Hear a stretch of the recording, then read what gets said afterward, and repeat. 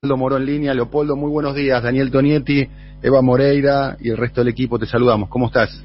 ¿Qué tal? Bien, un gusto en escucharlo a todos. Bueno, muchas gracias por atendernos. Ya seguimos con vos, Eva. ¿Qué interpretación haces, Leopoldo, de la decisión que ha tomado el Frente de Todos dividiendo el bloque en la Cámara de Senadores, Leopoldo? Bueno, que se ha tomado la decisión de enfrentar el golpe blando de la Corte. ¿Vos lo calificás como un golpe de Estado? Un golpe blando, sí, sin lugar a dudas. A ver, para que los oyentes nos puedan seguir en lo que es más importante, que no es la cuestión constitucional, procesal, las violaciones que la Corte llevó adelante en materia de leyes orgánicas del Poder Judicial, atribuirse funciones legislativas que no tiene, etcétera. Lo que hay que intentar explicar aquí es por qué ocurrió todo esto. ¿Por qué la Corte, después de 16 años, llega a la conclusión de que una ley, en este caso la del Consejo de la Magistratura, es inconstitucional? Todo acto tiene una racionalidad que lo precede. Cuando vos le dijiste a la producción que me llame, es porque, bueno, había alguna intencionalidad de que yo opinara sobre tal o cual tema. Bueno, todo acto tiene una racionalidad que lo precede. ¿Cuál es la racionalidad de la decisión de la Corte después de 16 años de estar vigente una ley, declararla inconstitucional? Y en la respuesta está el porqué de todo esto. Es la Corte la que ha provocado este enchastre jurídico. Es la Corte la que hizo esta movida, ningún otro sector de la vida institucional. ¿Y por qué lo hizo? Bueno, porque se acercaba el momento de la renovación de los camaristas federales en Comodoro Pi. ¿Y qué importancia tiene esto para la vida institucional de la Argentina y para la vida económica de la Argentina? Esos camaristas, salvo algunas excepciones, o son los que puso a dedo Macri, del mismo modo que lo puso a dedo a Rosati en la Corte, o son los que iban al club del tenis que tenía en Olivos Macri cada vez que había que adoptar una decisión judicial. Me refiero a Hornos, Borinsky, Bertucci, Bruglia, Irursum, y bueno, por ahí me queda alguno más que me olvido. Entonces, como se venía esa renovación, el Consejo de la Magistratura había dado el paso de llamar a concursos para cubrir vacantes, concursos, no poner a dedo, sino concursos. Los tipos dijeron, no, esto no lo podemos permitir, hay que tomar por asalto el Consejo de la Magistratura. Y los poderes dominantes que la Corte representa se pusieron detrás de la Corte para llevar adelante este golpe blando. ¿Quiénes son esos poderes dominantes que están detrás de esto? La Embajada Norteamericana, el Grupo Clarín con Manieto a la cabeza, y los grupos económicos concentrados, tanto de afuera como de adentro. Por eso la semana pasada, seguramente ustedes lo mencionaron en alguno de sus comentarios, la Cámara que agrupa a las empresas estadounidenses en Argentina junto con IDEA, sacó un comunicado diciendo que había que respaldar la asunción de Rosati en el Consejo de la Magistratura. Uno se preguntará, ¿y qué tiene que opinar una Cámara de Comercio, no? Es como si la Cámara Argentina-Española de Comercio, que es muy importante, opinara, qué sé yo, acerca de quién tiene que ser, no sé, el defensor del pueblo.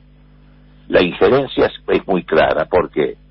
Porque estos jueces, ese Poder Judicial de Comodoro Pi, donde están la guarida de estos tipos, que incluye a la Corte, es la trinchera de la derecha argentina para defender sus intereses económicos y referidos a los negociados o al espionaje ilegal y a tantas otras cosas que son causas que de avanzar terminarían con ellos presos, por lo menos con algunos de ellos. Entonces dijeron, no, antes de que ocurra esto tenemos que tomar el Consejo de la Magistratura.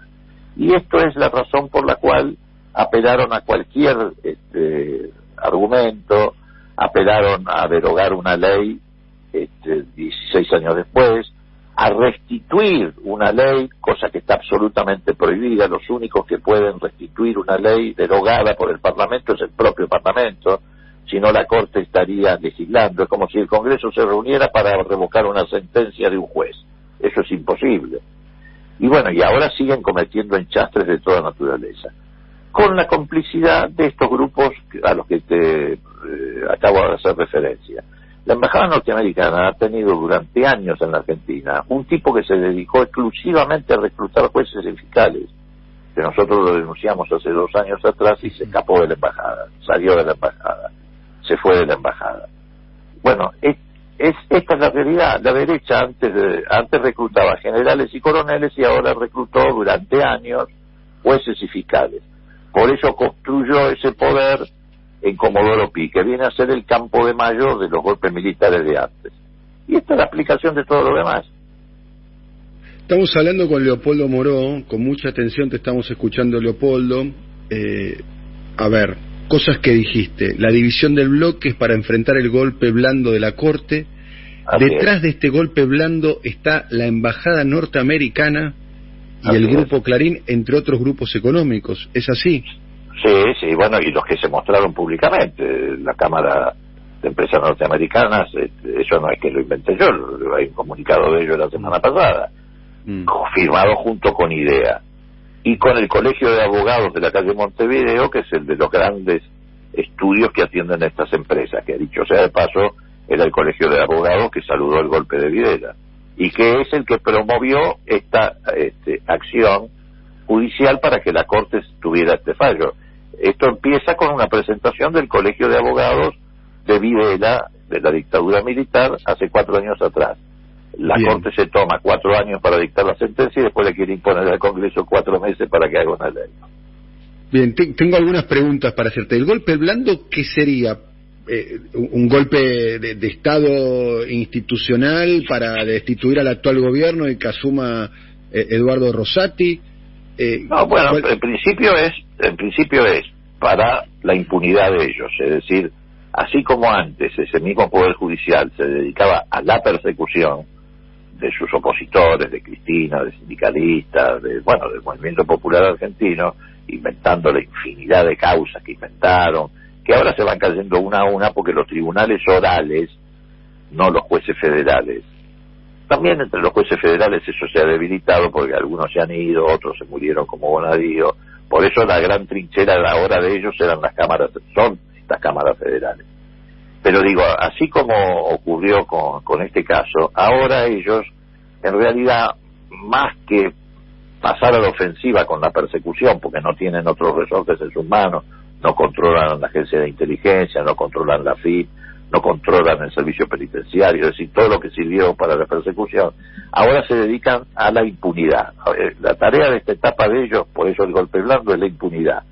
Por eso se trajeron todas las causas que andaban dando vuelta por ahí, de persecución por judicial, se las trajeron a Comodoro Pi, porque ahí es donde está instalada esta banda que en esta etapa va a trabajar por la impunidad.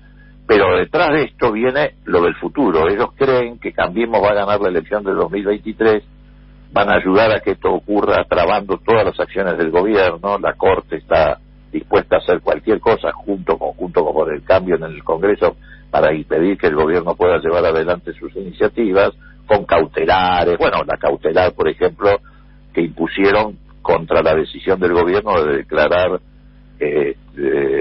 servicio público a los medios de cable, televisión de cable, telefonía fija. El decreto etcétera, 690. etcétera. Exactamente. Bueno, van a hacer todo lo posible y después van a reiniciar también la persecución.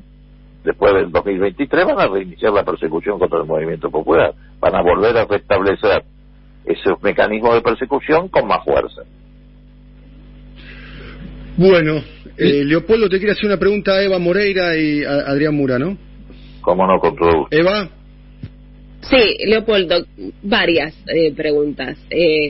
Las hago todas pero me juntas. hicieron Primero, trampa, me dijiste digo, ¿no habría que empezar a discutir esto de por qué la Corte no tiene plazos? Esto es una pregunta. Y después, ¿qué va a pasar, con la legitimidad de todas las decisiones tomadas en estos 16 años? Y por otro lado, si finalmente van a avanzar en el pedido de juicio político a los miembros de la Corte. Mira, vamos por partes. A ver, respecto a las decisiones tomadas en estos 16 años, es una buena pregunta porque yo ya sé de un camarista que fue removido por el Consejo de la Magistratura que está por plantear su reposición en el cargo, porque si la Corte dice que la ley era inconstitucional, fue removido por un organismo que estaba funcionando irregularmente, por una ley constitucional. Así que va a haber varios planteos de esto casi con seguridad.